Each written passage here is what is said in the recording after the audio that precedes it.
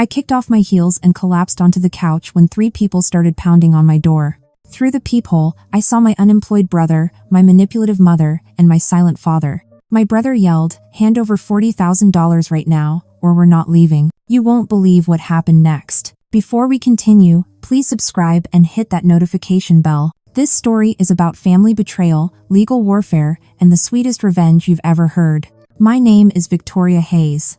I'm 29 years old, and I just became the youngest marketing director in my company's history. The promotion came with a salary of $280,000 a year, finally putting me in a position where I could breathe, save money, and actually enjoy the life I'd worked so hard to build. It was a Friday evening in late September. I'd just gotten home from the office, exhausted but satisfied. The promotion email had arrived that morning, and I'd spent the entire day in back-to-back meetings with the executive team, planning our strategy for the next quarter. All I wanted was to take off these uncomfortable heels, pour a glass of wine, and celebrate quietly by myself. I'd earned this moment. 10 years of 60-hour work weeks, countless late nights, missed holidays, sacrificed relationships, all to climb from an entry-level marketing assistant to director. I'd started at $23,000 a year, living in a tiny studio apartment with secondhand furniture, eating ramen 4 nights a week. Every promotion, every raise, every achievement had been earned through pure determination and skill. My family had never been part of that journey. They'd never supported my career, never celebrated my victories, never even bothered to understand what I actually did for a living. So when the doorbell started ringing at 7 p.m., I had a bad feeling immediately. Nobody just shows up unannounced on a Friday night. I looked through the peephole and my stomach dropped. My brother Trevor stood there, fist raised to pound again. Behind him, my mother Patricia positioned herself with that practiced look of concerned motherhood she'd perfected over the years. And in the background, my father Robert stood with his hands in his pockets, staring at his shoes like he always did when something uncomfortable was happening. I hadn't seen any of them in almost a year. The last time had been Thanksgiving, when Trevor had asked me for $5,000 to cover gambling debts. I'd said no, which resulted in my mother calling me selfish and ungrateful, and my father saying nothing at all. I'd left before dessert and hadn't returned any of their calls since. Now here they were, at my door, and I knew exactly why. Somehow, Trevor had found out about my promotion, probably through LinkedIn, which I'd updated earlier that day without thinking about the consequences. I took a deep breath and opened the door, leaving the chain lock engaged. "What do you want?" I said, keeping my voice calm. Trevor's face twisted into an ugly sneer. "Living large all by yourself, huh, Victoria? Time to share the wealth with your family." I noticed he was trying to wedge his shoulder against the door, testing the strength of the chain. My mother pushed forward, her voice dripping with false sweetness. "Honey, we just want to talk. Can you let us in? It's been so long." I kept the chain locked. "Talk about what?" Trevor cut in again, his voice rising. "Don't play dumb. I saw your LinkedIn. Marketing director, $280,000 a year. Meanwhile, I'm sleeping on couches and mom and dad can barely make their mortgage. You're going to give us $40,000 tonight." The audacity was breathtaking. $40,000. Just like that. No congratulations on my promotion. No acknowledgement of the decade of work it had taken to get here. Just a demand for cash. $20,000 is for my poker debts, Trevor continued, as if he was explaining something reasonable. "Those guys don't mess around, Vic. They're threatening to break my legs. The other $20 is the down payment on the RV Dad's been eyeing at the dealership. 30-footer, slide outs, the works. They finally want to retire and see the country." My father finally spoke up, his voice quiet. "It's been our dream for years, Victoria. Your mother and I have worked our whole lives. We deserve this." I felt anger rising in my chest, hot and sharp. "Worked your whole lives?" My father had retired early at 58 and spent the last 7 years playing golf and watching television. My mother had never worked outside the home and spent her days at the salon and shopping with friends. Neither of them had ever saved for retirement because they'd always assumed their children would take care of them. And Trevor, my older brother by 3 years, hadn't held a steady job in over a decade. He dropped out of community college after 1 semester, convinced he was going to make it big as a poker player. That delusion had cost him hundreds of thousands of dollars, none of it his own. He'd burned through money from ex-girlfriends, former friends, and every family member foolish enough to believe his promises to pay them back. 4 years ago, right after I'd graduated from college, Trevor had broken into our parents' garage and stolen $5,000 from a safe. That money had been mine, saved from summer internships and part-time jobs. When I'd confronted him, my mother had defended him. He was just borrowing it for gas money, she'd said. Boys will be boys. I'd never seen that money again. Since then, I'd been careful to keep my financial information private. I'd moved to a different city, limited contact with my family, and never, ever told them how much I earned. But I'd made one mistake. I'd updated my LinkedIn profile without making it private. And now they were here, demanding $40,000 as if I owed them something. After everything we sacrificed for you, my mother said, her voice taking on that wounded tone she used when she wanted to guilt-trip someone. All those years of raising you, feeding you, putting a roof over your head. You owe us this, Victoria. We're family. I looked at the three of them standing in my doorway. My brother, aggressive and entitled. My mother, manipulative and practiced. My father, passive and complicit. And I made a decision. I'd been preparing for this moment for years, without even realizing it. After the incident with the stolen money, I'd consulted with a lawyer friend about my options if my family ever tried to extort money from me again. She'd helped me draft documents, establish financial boundaries, and even prepare a restraining order template, just in case. I'd kept those documents in a yellow envelope in my bag, updated periodically, hoping I'd never need them. But I'd also known, deep down, that this day would eventually come. I reached into my bag, pulled out the envelope, and held it up so they could see the court stamp through the thin paper. This is a restraining order, I said clearly. It's already been filed with the court. If any of you contact me again, in person, by phone, by email, by social media, or through any third party, you will be arrested. The hallway went completely silent. Trevor's face turned red. You're bluffing. I opened the envelope and pulled out the documents, showing them the official seal and the judge's signature. I'm not bluffing. I filed this 3 months ago after Trevor sent me threatening messages on Facebook demanding money. The order was granted immediately because I provided evidence of previous theft and harassment. It's valid for 5 years. My mother's face crumpled. You filed a restraining order against your own family? What kind of daughter does that? The kind who's tired of being used, I replied. Trevor took a step forward, and I immediately held up my phone. I have one finger on the emergency call button. If you try to force your way in here, I will call the police immediately. You'll be arrested for violating a restraining order, breaking and entering, and assault. Is that really how you want this to end? My father finally looked up from his shoes, and for just a moment, I saw something in his eyes. Shame, maybe. Or regret. But he didn't say anything. He never did. Trevor slammed his fist against the wall, making me flinch. You're going to regret this, he snarled. You think you're so high and mighty with your fancy job and your money. We'll see how long that lasts. I'm giving you 10 seconds to leave my property, I said, keeping my voice steady despite the adrenaline flooding my system. If you're not gone by then, I'm calling the police. 10, 9, 8. My mother tried one more time. Victoria, please, we're family. You can't do this to us. 7, 6, 5. Trevor finally backed away, his face twisted with rage. This isn't over, he spat. 4, 3, 2. They turned and walked away, my mother crying loudly, Trevor's angry muttering echoing in the stairwell, my father silent as always. I watched through the peephole until they were completely out of sight. Then I locked the deadbolt, put the chain back in place, and for good measure, wedged a chair under the door handle. Only then did I let myself shake. I sank onto the couch, my phone still in my hand, and realized I was trembling from head to toe. Part of me felt guilty. They were my family, after all. I'd been raised to believe that family always came first, that you sacrificed for your relatives, that blood was thicker than water. But the full saying is actually the blood of the covenant is thicker than the water of the womb. The bonds you choose are stronger than the bonds of birth. And I was choosing myself. I'd spent 29 years trying to earn their approval, trying to be the good daughter, the successful sister, the one who had her life together. But no matter what I achieved, it was never enough. They didn't love me. They loved what I could give them, and I was done. I poured that glass of wine I'd been dreaming about, sat on my balcony overlooking the city, and tried to calm down. But I knew this wasn't over. Trevor's threat echoed in my mind. You're going to regret this. He wasn't the type to let things go. I should have expected what happened next, but it still caught me off guard. 3 days later, on Monday morning, I woke up to my phone exploding with notifications. Texts, missed calls, social media mentions, email alerts, everything going off at once. Confused and still half asleep, I grabbed my phone and opened Facebook. The first thing I saw was a post from my mother, shared in our extended family group. The photo showed me in my doorway, the chain lock visible, my face partially obscured. She must have taken it secretly while they were standing there. The caption made my blood boil. Heartbroken. Our daughter refuses to help us in our time of need.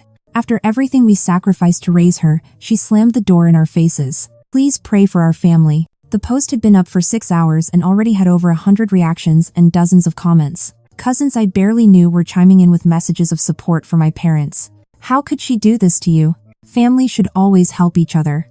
Money changes people. So selfish. None of them knew the full story. None of them knew about Trevor's theft, his gambling addiction, his threats. None of them knew about my parents' manipulation, their constant demands, their complete lack of respect for boundaries. But my mother had carefully crafted a narrative where she and my father were the victims, and I was the cruel, ungrateful daughter who'd abandoned them. Then I saw Trevor's contribution. He'd posted a video to TikTok, which had somehow already gotten thousands of views. The video showed me leaving for work that morning, walking to my car with my work bag and coffee. His voiceover was dripping with sarcasm and venom.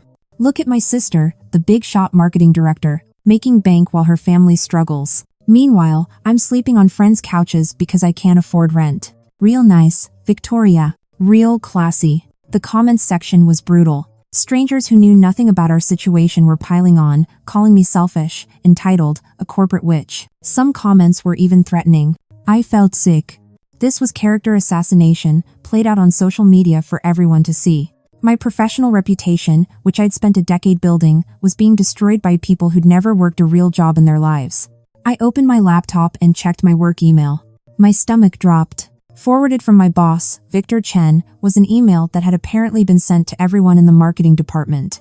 The subject line read, "Emergency, Victoria Hayes denies medical aid to dying father." The email claimed my father had collapsed and was in the hospital, and that I, his wealthy daughter, was refusing to help with medical bills. It included a blurry photo of someone's hospital wristband, clearly taken from Google Images. The email had been sent from a dummy account, but I knew immediately it was Trevor's work. He'd scraped the company email addresses from our website and mass-mailed this lie to everyone I worked with. Cousins I barely knew were chiming in with messages of support for my parents. How could she do this to you? Family should always help each other. Money changes people. So selfish. None of them knew the full story. None of them knew about Trevor's theft, his gambling addiction, his threats. None of them knew about my parents' manipulation, their constant demands, their complete lack of respect for boundaries. What do I do? Document everything, she said immediately. Screenshot every post, every comment, every email. Save the TikTok video before he can delete it. Create a timeline of events. And whatever you do, don't respond publicly. Don't defend yourself on social media, don't engage with the comments, don't try to explain. That's what they want. They want you to look desperate. But I haven't done anything wrong, I protested. I know, Claire said gently. And we're going to prove that. But right now, your family is trying to bait you into a public fight. Don't give them that satisfaction. We're going to handle this the right way, through legal channels. Over the next few hours, I did exactly what Claire advised. I screenshotted everything, downloaded the TikTok video, saved all the emails. I created a detailed timeline starting from 4 years ago when Trevor stole my money, including every incident of harassment, every request for cash, every threat. I documented the restraining order I'd filed, including all the evidence I'd submitted to the court. By the time I was done, I had a file that was over 100 pages long. Proof of a decade of financial exploitation and emotional abuse. Claire reviewed everything and called me back that evening. "This is solid," she said. "We have everything we need. Tomorrow morning, we're going to file a defamation lawsuit against Trevor for the email and the TikTok video. We're also going to send cease and desist letters to both your parents for the Facebook posts. And I'm going to contact your company's HR department to explain the situation and provide them with evidence that the email was fraudulent." What about the restraining order? They violated it by posting about me on social media. Technically, yes, Claire agreed. But I think we have something better. Let me handle this strategically. We're going to use the legal system to shut this down completely. That night, I barely slept. My mind kept racing through scenarios, worrying about my reputation, my job, my future. Had I made the right choice? Should I have just given them the money? But then I remembered Trevor's sneer, my mother's manipulation, my father's silence. I remembered 10 years of working my way up from nothing while they sat back and did nothing. I remembered every time they'd made me feel guilty for succeeding while they failed. No, I'd made the right choice. The next morning, Claire filed the paperwork. Trevor received a summons for defamation and harassment. My parents received cease and desist letters, threatening legal action if they continued to post about me publicly. And Claire contacted my company's legal department directly, providing evidence that the email was fake and explaining the situation. The response was swift. My boss Victor called me into his office that afternoon. I walked in expecting the worst, maybe even preparing to be fired. Instead, Victor closed the door and gestured for me to sit. "Victoria, I want you to know that we've reviewed the situation and the company fully supports you. The email Trevor sent has been reported as spam and phishing to our IT department. We've sent a company-wide message explaining that it was fraudulent and that employees should disregard it." I felt tears break my eyes. "Thank you." Victor leaned back in his chair. "Between you and me, I've dealt with something similar. Family members who felt entitled to my success. It's more common than people think, especially in corporate environments. You worked hard for your position here, and you deserve to enjoy it without being harassed." He paused. "However, I do need to ask, is this situation going to continue to affect your work?" "No," I said firmly. "My lawyer is handling it. I've filed the necessary legal protections, and this will be resolved soon." "Good," Victor said. "Because we value you here, Victoria. Your promotion was based entirely on merit, and we have big plans for your future with this company. Don't let your family steal that from you." I walked out of that meeting feeling lighter than I had in days. My company had my back. My lawyer had my back. I had documentation, legal protection, and a plan. But my family wasn't done yet. 2 days after receiving the cease and desist letter, my parents escalated. A thick envelope arrived at my apartment, no return address, postmarked from Boise. Inside was a court summons. My parents were suing me for $60,000, claiming ongoing family support obligations plus interest. Attached were 3 forged receipts for college tuition payments, all supposedly made by them on my behalf. The receipts were laughably fake, printed in Comic Sans font with no official university seals, showing dates that matched semesters I'd actually funded myself through scholarships and part-time jobs. I photographed every page and immediately sent them to Claire. Her response was almost gleeful. "They just handed us the case on a silver platter. Forged documents in a lawsuit? That's fraud. We're not just going to win this case, Victoria. We're going to destroy it so thoroughly that they'll never try this again." The next few weeks were a blur of legal preparation. Claire filed a motion to dismiss the lawsuit, citing the forged documents as evidence of bad faith. She also filed a counterclaim for court costs, attorney fees, and damages for the harassment campaign. We gathered every piece of evidence we could find. My actual college transcripts, showing full scholarship coverage. My bank statements from those years, proving I'd paid for everything myself. Tax returns showing my parents had never claimed any educational expenses. Even testimony from my younger cousin Jenna, who lived in Portland and had always been the only family member I still trusted. Jenna had witnessed years of my parents' behavior and was willing to testify about their pattern of manipulation and financial exploitation. The court date arrived in early November, just 2 months after that Friday night, when they'd shown up at my door demanding $40,000. The courthouse was cold and formal, nothing like the TV courtrooms I'd seen. Just a small room with wood paneling, harsh fluorescent lights, and uncomfortable chairs. I sat at a table with Claire, who looked professional and intimidating in her navy suit. Across from us, my parents sat with their attorney, a nervous-looking man who kept shuffling his papers. Trevor wasn't there. He'd apparently skipped town entirely after receiving the defamation summons, and the last anyone had heard, he was in Reno, staying with poker buddies and dodging process servers. The judge, a stern-looking woman named Harland, reviewed the case files with a skeptical expression. "Mrs. Quinn," she said to my mother, "your sworn statement claims you made direct tuition payments to Boise State University on behalf of your daughter. Can you explain why the university has no record of any such payments?" My mother stood up, her voice shaking. "It was intended as a family contribution. We meant to pay it, but..." Her words trailed off, tangled and contradictory. Judge Harland turned to my parents' attorney. "Counselor, these receipts submitted as evidence appear to be fabricated. Comic Sans font, no official seals, and dates that don't match the university's records. Do you have any legitimate documentation?" The attorney fumbled with his papers. "Your Honor, my clients were under emotional distress." Judge Harland raised her hand. "Emotional distress does not excuse fraud." She turned to Claire. "I assume you have a response?" Claire stood, cool and professional. "Yes, Your Honor. The plaintiff's entire case is based on forged documents and false claims. The defendant has provided comprehensive evidence that she funded her own education entirely, with no parental contribution. We request immediate dismissal and sanctions for bad faith litigation. Claire clicked a remote, and a screen behind us lit up with a presentation. Exhibit A shows the defendant's actual college transcripts, proving full scholarship coverage. My bank statements from those years, proving I'd paid for everything myself. Tax returns showing my parents had never claimed any educational expenses. Even testimony from my younger cousin Jenna, who lived in Portland and had always been the only family member I still trusted. Jenna had witnessed years of my parents' behavior and was willing to testify about their pattern of manipulation and financial exploitation. Exhibit B shows her bank statements from those years, demonstrating that she paid for all additional expenses through part-time employment. Exhibit C is testimony from Jenna Quinn, the defendant's cousin, who witnessed the plaintiff's pattern of financial manipulation and can verify that no tuition payments were ever made. My mother gasped audibly. Jenna's face appeared on the screen via video call from Portland. She'd been sworn in remotely and was ready to testify. She picked up her gavel. Petition denied. She signed an order with sharp, angry strokes.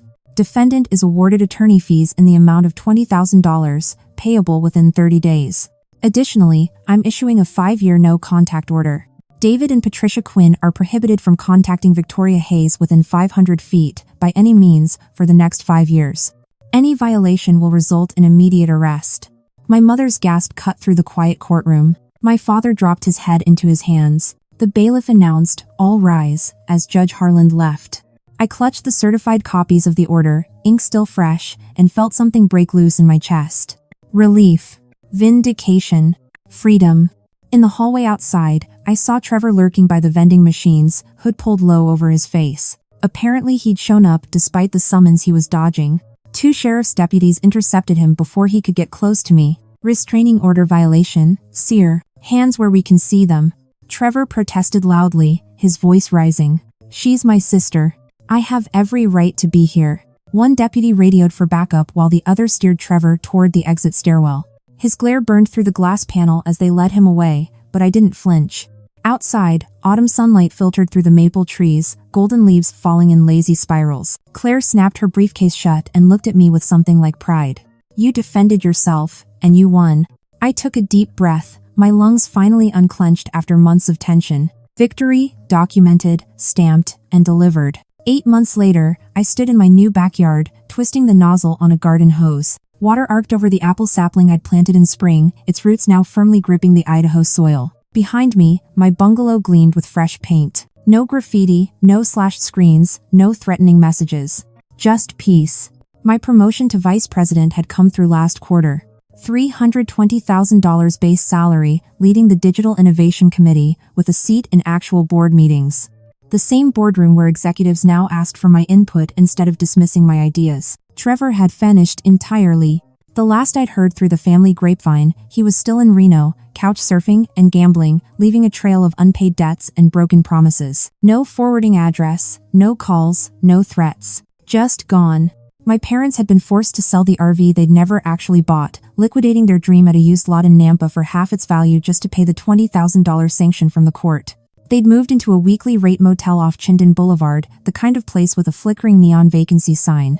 According to Jenna, who still sent Christmas cards every December, they rarely left their room. My father had stopped golfing. My mother had stopped going to the salon. They were living on Social Security and whatever odd jobs my father could pick up, a far cry from the retirement dream they tried to fund with my money.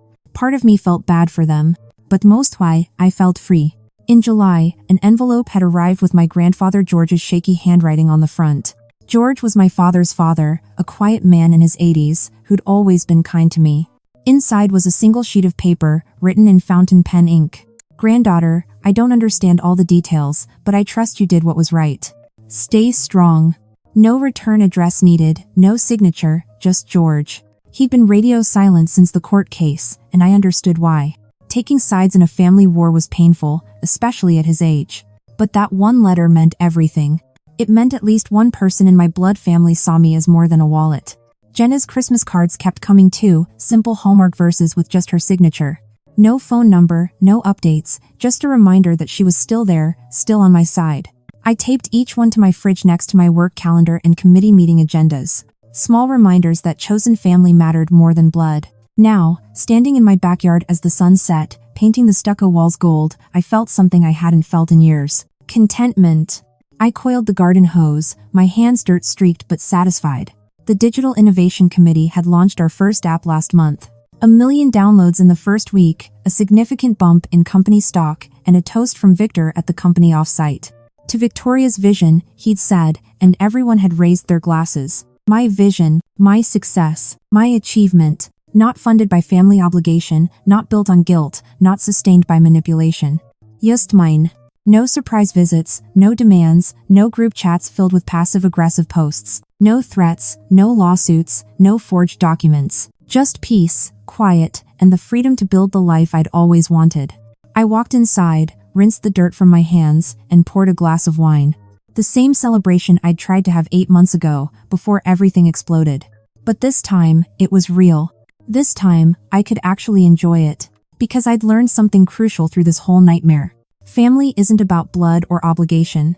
Real family is the people who celebrate your success instead of resenting it. Who respect your boundaries instead of trampling them. Who see you as a person instead of a resource. Trevor, Patricia, and Robert had taught me what family shouldn't be. Claire, Victor, Jenna, and George had shown me what it could be.